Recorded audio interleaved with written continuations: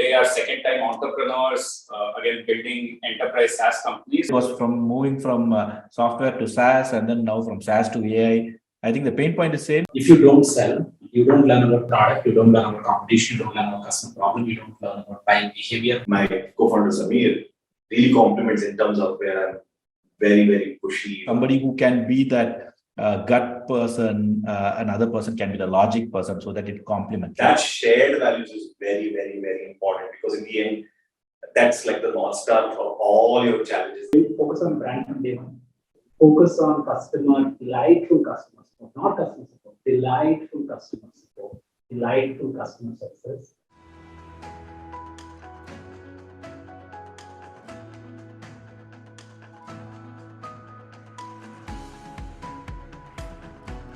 Hey everyone, welcome to another episode of the Matrix Moments podcast. I'm Pranay and I lead our enterprise software investments. I'm excited to do this topic with three phenomenal founders, but today we are going to talk about second innings, and all three people with me today are second-time entrepreneurs, again building enterprise SaaS companies. So we're going to learn from their experience of building and selling companies, why they started the second time, how they changed their approach on market, team, product, customer discovery, or building. So with that, we'll just do a quick set of introductions around the room. So Rishi is the founder of Rev Sales. He had earlier founded OneClick, which was acquired by Freshworks. Rev was recently acquired by LegalZoom and is leading their India charter and growing their footprint in India. Next is Vijay. He is the founder of AtomicWork. He was earlier the founder of a company called Ninja, which was acquired by Nutanix, and he was a VP and GM over there. Thanks for having us over, Vijay. And along with that, on the Zoom link, we also have Arvind. Arvind is the founder of SuperOps, where again, Matrix is an early investor. Arvind was earlier the founder and CEO of a company called Target in marketing automation, which was again acquired by Freshworks. There's a pattern here. And he's on his second journey as well. So I think let's start off, right? So first question for all of you, and feel free to answer wherever you feel strongly about the topic, but all of you have sold companies before. Why start up again at all? Oh, with me? Yes. Okay. All right.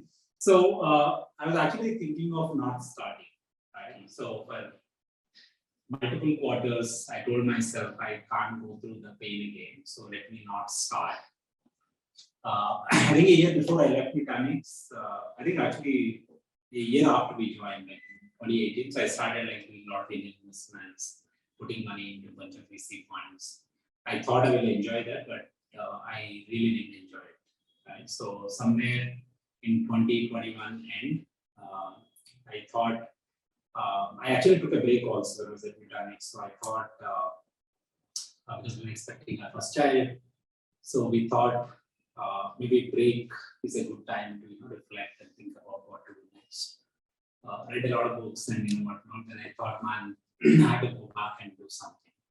So as I thought of coming out of Nutanix, that's when it was very clear to me that I really enjoy seeding things. Startups give a lot of opportunities to seed a lot of new things. Why not go back and try one? And Dheeraj, who was my boss and the founder of Nutanix, also told me that we are all like very fortunate people. We have competence, some skills, some credibility. We can raise capital. We are most productive people of, in our respective countries. So it's a crime if you don't go and do something that's meaningful in general. Then I found two really good people like Kiran and Parsu. So I thought, let's go start again. Nice.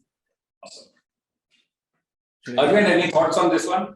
Yeah. So I think I want to show this tattoo to people here. This is the tattoo which I got the day I sold my first company to Freshworks, just to remind me to start up again. This says, die with memories, not dreams. My dream was to start a company. And as Vijay said, it's like this thing, right? Like, can you climb and reach this particular, like if you go to a fit rock, like mountain climbing or something, you will have this thing of completing that race, right? So we got acquired. I know it was a short journey, 2.5 years and everything. Like I always had this question of what if we didn't get acquired and we continued the journey, and what we would have become, right? That question was never completed. So that's my answer for twofold answers. That is one, if I were to create a company, how big and can I build a big organization with great culture and company? That was my question, which I need an answer for myself. That was the first reason. Second is this concept called lifestyle design. Like, see, end of the day, I'm sure money is one thing, building a great empire is one more thing. But the most important thing is what gives you happiness in life. So for me, it is, I can actually surround myself with people, like-minded people, where if you create, there is this rush and joy and an adrenaline rush you get to do, like a great campaign or launching a product. That rush and surrounding like-minded people and able to do that, I think is where the joy is. So these are the two reasons why I started a company. Awesome. I think I had like a couple of ways of looking at it, and it's been an endless journey for me. If you're in tech, I think in the last 25 years and for the next 25 years, there is so much opportunity. It's the market is for those who goes after that opportunity full on. And it's amazing that despite so much of productivity and size of the market, enterprise happening, there are still so many less who are trying to become an entrepreneur or go after opportunities. And for me, that has been the gap that has been there, that how do you go after this opportunity that's in software and tech? The challenge that happens is sometimes is you need to have a right partnerships. My lesson learned, at least in the first thing that I did, was it really didn't work out with a co-founder / co-founding team that I started with. And early days, really first time you're basically a stupid fool that I don't even know why you start up, but then you learn, you grow out of that. And the second time when you largely looking at opportunity, I think finding a right co-founder, finding a right partner is what makes it really worth it and go after it. And for me, both of those things happened.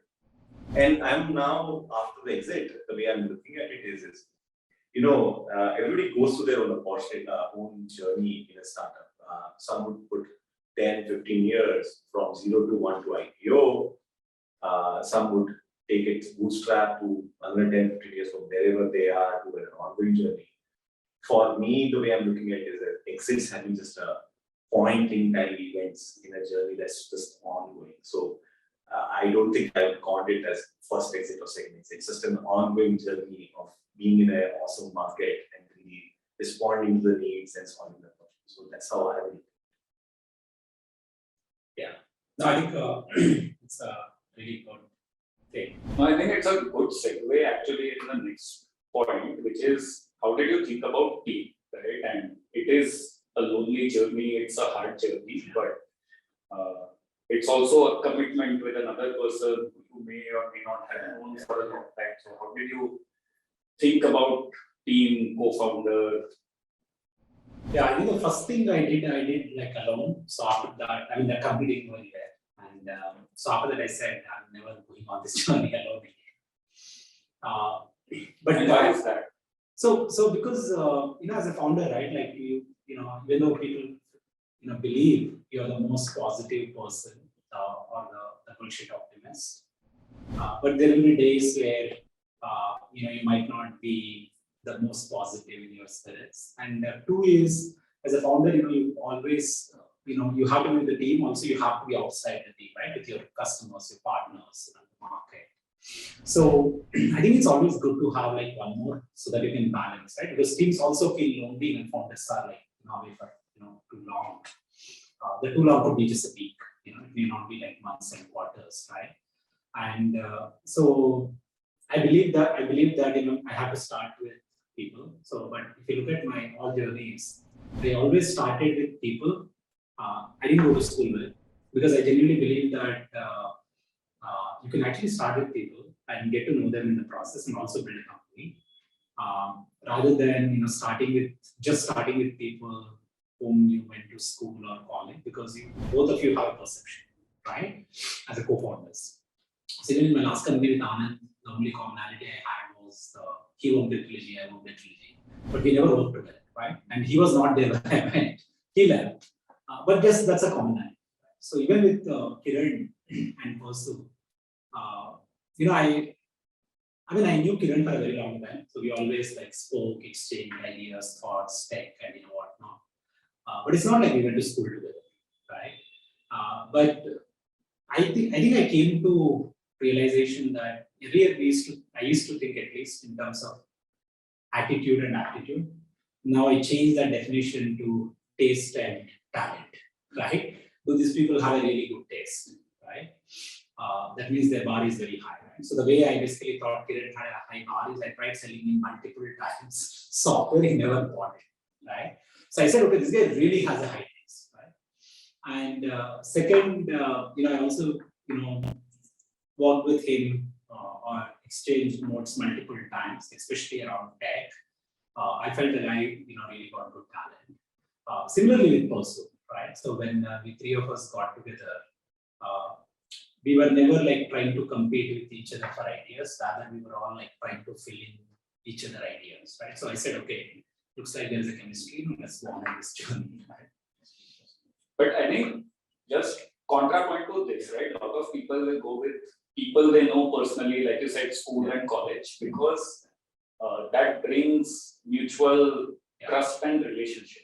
Yeah. Right. So I also believe that, as a founders, right, it's like making a movie. So if you make every movie with the same cast and crew, it will get boring for you and for So you need some people. Of course, you need some people. So if you look at our team composition, there are people who have worked with me for the last 15, 20 years. There are people who worked with Persu and Kiran probably for like 10, 15 years, right? So we have a mix of both of them. And I also believe, just like you're discovering your product, you also have to, get to know people, right? If you know everything about, let's say, I start with you, we both went to school, you have perception about me, I have perception about us. I think for humans, changing this perception is very hard, right? So it's like I recently met one intern and he was still, he's right for it. VP level, the guy still calls me, sir, I did internship with you. I'm like, dude, don't call me sir. But when after like 15 years, people generally have this, okay, my boss means my boss. Right? So the perceptions are hard to change. I also believe we should get to know people. And, the good thing of, at least for me, it worked out. Whether it was with Amit in Gizapage, we only know each other socially. Whether it was with Anand, Prashant at Minjar, we only know socially, right? Now with Kiran, I only know socially, right? But look, you also respect people, right? Respect people for their taste and talent. Now I think I basically apply those two filters, right? Do they have really good taste? So they know what great means, what good looks like, and they're always dissatisfied with what normal is. Talent, everybody has. I feel that one of the things that we don't talk much about is largely founders, entrepreneurs are very paranoid and insecure. They're very, very, very, we see so much of failures day to day. We realize where we are good at and where we are really, really bad at. And at least in my case, what I've largely seen is I've understood that these are a couple of things where I'm very, very bad at. And I love to partner with whoever it is who could complement in these things and really go after it. My co-founder Samir really compliments in terms of where I'm very, very pushy or aggressive in terms of going after an opportunity. Samir is a lot more reasonable and really balances out of the things. And in the net, that really helps. Is classical music. That's one of the music. So we don't talk founders in our optimism, in our storytelling and messaging. We really don't bare our souls much, but we are always aware of our failures. We are always self-aware of our shortcomings. And we are always looking for this particular set of team members who are willing to fill that gap. What I have not agreed upon, and now I've changed that, is, hey, do we mix it up and change that? The challenge with that is, over a 5-year, 10-year journey, there will be scenarios where your character is put to test. Right? You will bear. And what comes through that time is this bonds and relationships and trust. And the challenge that comes is at that moment, if there's a new person that you do not know in such scenarios what the character of that person is when you're risking almost the entire dream of this. And there are multiple examples. And Valley is now a place where we are talking about second innings. People are there with third, fourth, fifth innings there.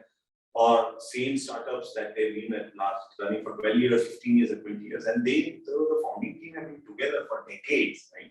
So that's the learning there also is, in the end, your high bandwidth communication, your trust, you knowing each other really outweighs a lot of other things, because you can, at some point in time, buy it out in the market.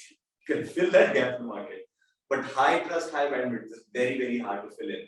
And I think that's what you start building into it. But I think my approach has been be extremely self-aware. And if you have that co-founder or a founding team where you're able to bear your souls and they are okay with that, I think you're a team that you get. You're a winning team. So I think pretty much both of you covered the point, but I asked two questions to myself before I picked my co-founder and the team, right?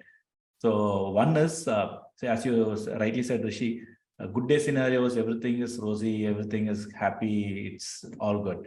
That the question you need to ask as a founder or a partner you need to pick is when shit hits the roof, like how you behave. That's the Dark Knight quote, like what happens that day, how you react, how you operate is who you truly are. I believe that very strongly. And you need a co-founder who will stand by you on those bad days. That is the most important part of picking a co-founder. And second thing is complementary, and you both mentioned about it. It's not just the skills, like he takes care of product engineering, I take care of marketing and sales. That is not just the complementary, it's even in the attitude. I am more a gut, I have wrote about this as a blog, Kirk and Spock in the startup terms, right? Somebody who can be that gut person, another person can be the logic person, so that it complements. Like you extreme, everybody thinking in the only logic, you will not be able to have that kind of new ideas and things like that. So that the combination is very, very important, and complementing each other is very, very important. And goes without saying that trust, right? Like that's very important as a founder. Yeah, I think people, I think both of them mentioned when you're starting, there is like a lot of positivity and optimism, right? I think one other thing what most people don't know, I think a lot of people, if you're planning to start a company with someone, before even you say, okay, let's start a company, probably spend a quarter on it, meet multiple times, discuss about how do we handle conflicts, right? What is no-go on each other's side, and how do we get back together, and what happens if one person leaves, right? So one of the things, like I basically told, even my current co-founders is very simple things, right? So this could be emotional things tomorrow. So the equity can't be the same because if somebody plays a CEO role, initially we can say all three came together, it's the same split, but a series A happens, series B happens, things will change, right? And as Arvind said, today you might be looking at product, tomorrow you might be looking at go-to-market. Day after tomorrow, you might be looking at people operations, right? Who knows, right? So while initially you start because the person is bringing some strength, you also want to look at people who have, one, they start with trust. That's the kind of people that I like always. Trust, there are two approaches. You spend a lot of time build trust. I always say start with a lot of trust, then keep adjusting it based on interactions and experience and stuff. And two, have ability to resolve conflicts, right? I think most conflicts could be resolved if people can sit across the table, right? And most conflicts never get resolved because people can't come together, just sit across the table and talk. I think we have our share of conflicts, right? I think, as Arvind said, Anand is like the most gut guy, heart guy. I used to be this brain guy. And then we reverse the roles. There are times where I'll be like, the person who shows a lot of empathy. The guy applies a lot of logic. I think it makes sense. The first company I started, not many people know. It was like online restaurant plus food delivery kind of a thing. That was my first thing in Bangalore.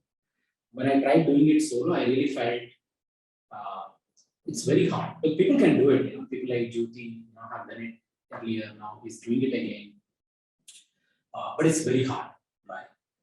I think having 2-3 people who are as founders, and also like next 10, 25, 50 as a founding team can actually make or break the company. Founders just see the company. It's really the founding team or the early team that actually shapes the company, right, and scales the company. I'll just add it because you said freshness as a pattern. I think the early team, founders team or founding team, they bond largely on shared values. Girish or the freshness team was very much, which is now Freshworks, was on a people first kind of shared values. There are those who are on wealth creation shared values. There's those who are in bigger impact in terms of technology or something. So that shared values is very, very, very important because in the end, that's like the North Star for all your challenges that you'll find. When shit hits the roof, you need a direction on why would I take this position and solve this problem this way, and that's that shared values. So I've seen constant with Girish, with all the problems and solutions on the table, and if there's one North Star, it's like, is this a people first answer? At least in the early days, and if that's the answer, then that's the solution that's picked up, right? So, I think there's lots of it said, although it's very, very, very hard to find that. And it's, if you're lucky, you hit it off right off the bat. If you're unlucky, like in my case for the first gig, it's a waste of time for a long time. Yeah. I think if you don't get along, I think it's okay to part. Yes. There's no point, trying to yes. see they cause friction to each other, because if you as founders there's a friction among you, the teams will see it much earlier than even as a founders you realize there is a friction. But look, a lot of things could be resolved. People could be coached. If you're a first-time founder, I will talk to your partners about trust, how do we resolve conflicts, and whom do we go to? Let's say if you don't agree on something, is there some person that we can go to, whether it's your angel or investor or another college friend, whom you both believe makes sense. I think be willing to adopt is what I can understand, because things are constantly changing. Don't hold to your beliefs or ideas. See, you should hold on to your values. Values don't change for decades. Probably they might not even change for a lifetime. But a lot of facts or beliefs can actually change very fast, right? So be willing to adopt to those changes and start with trust, right? And then go from there. Yeah. Tactically, keep the cap table clean. Keep the cap table clean. US cap tables, I do not know. Singapore cap tables, US cap tables are fairly, they're fairly fluid in the sense there's legal structuring and other things where you can, in case of a cancerous item in there, you can work around that. But India-based cap tables and things like that, once it's set in stone, it's set in stone. So it's very, very hard, and bad mistakes there actually sit there for a very, very long time. So it's very, very important that if you believe that this is not going somewhere, just clean it up as soon as possible. So at least many of us don't take that decision. Feel like dekha jayega. It'll bite your ass later. Yeah, it's very tactical. You can clean up. I think we also have come a long way, right? Because now this is like a lot of us are starting third time or fourth time or second time. I think we have seen this among our own friends within our own companies. Investors have seen it. Board members have seen it. I think now things have gotten much better. But look, don't start a company thinking there is going to be a conflict with my co-founder. It's the first advice. The second advice is assume even if I get into conflict, I will put my effort to resolve it, because company is greater than my own ego. Right? Yeah, I think the first principle thought process, right? And the third thing is, look, if things are not working out, I think it's okay for 2 adults to sit across the table, talk about it maturely, and move on, in all directions. Don't kill the company. Don't drain the energy of your team. Don't drain the capital that you raised. One advice to a first-time founder: building SaaS may or may not be for the US. I think one advice is hard, but I think when it comes to hiring, it's important to sequence things because it costs money. It's an overhead in terms of culture management. It's an overhead in the time that you spend. Sequencing in the sense is, do you want to hire a product person first, or get a co-founder first, or an engineer first, or a product management marketing? It's very, very important to do that sequencing, and that sequence is very much driven by what market you are in. So these two are very much tied. That is, hey, I want to be self-serve, PLG, North America. Then figure out what your first 3 hires in a sequence it needs to be. You listen to others, you listen to other founders, sometimes pressure from board, investors come in and you make a bunch of these hires. It really, then you put your cart in front of the horse, and that I don't think you should be solving that. So I think one advice is largely is figure out the market first, and second is hire in the right sequence. So what's your top first hire that you'll hire for that market? Usual answer is, oh, I'll hire a VP sales. Sometimes it could be very randomly very different answer also. It could be product marketing person actually in that market, or it could be simply a customer success for that. So because you are the salesperson anyways. So it's really worth thinking through is who your first and the second hire is and sequence that right. I'll go first. Okay, I'll go next. Okay. So, okay, see, I think as founders, there is a nature we are persistent. Okay, that's a good thing. But in startup, I would want to think about the balance between being persistent and failing fast. As startups, we never run out of money, we run out of time. It's the time which matters. And for everybody who's starting up, the one advice I would want to give is, it's okay, you will not get everything right. Sometimes you will go in the wrong direction, but to understand that you made a mistake and went in the wrong direction, fail fast and come back. The time you are saving by understanding that you failed is more important. If you're thinking that I am persistent and right and still walking towards the wrong path, is more dangerous than that's not persistent, right? Like understanding that I failed and correcting it is very, very important to be, and it's a good nature to have as a founder, because you will not be right all the time. You will be making mistakes, but accepting that and failing fast is important nature a founder should have. So the balance between persistent being failing fast is important. Yeah. Okay. So so for the first time founders, my only advice is be obsessed about your customer problem and be adaptable, as Arvind said. The only thing that matters is building product. You can build company on design scale, large go-to-market, all that you can figure out. First build the product, don't worry about building it. Stop attending necessary events. Stop wasting your time. I think most founders run out of time because they waste too much of their time and their team's time, right? So I think founders, the other advice I have is founders are responsible for shaping the work. Be extremely thoughtful. Otherwise, you waste your entire team's time shaping shit work. That's not useful for your customer. So be customer problem obsessed, not your product idea obsessed. And be very adaptable. Build product first, you can build company next. And don't worry about, I generally discourage when I meet founders at events, what ARR you're at. The guy is basically attending a conference that is for like $100 million plus companies. When he's at 100K, it's like such a waste of your time, right? I think as a founder, you should respect your time and put a very, very high opportunity cost so that you make those pivots that are necessary, and you don't go bang on round doors, and you don't waste too much time, your company's time, your investors' money, and your customers' time, right? Focus on building good product, and the way to build a good product is be obsessed with customer. Is dev and rare, talking to customers or right. That's the only thing that really matters. And don't waste your time, right? Because your time is the most precious thing for the company.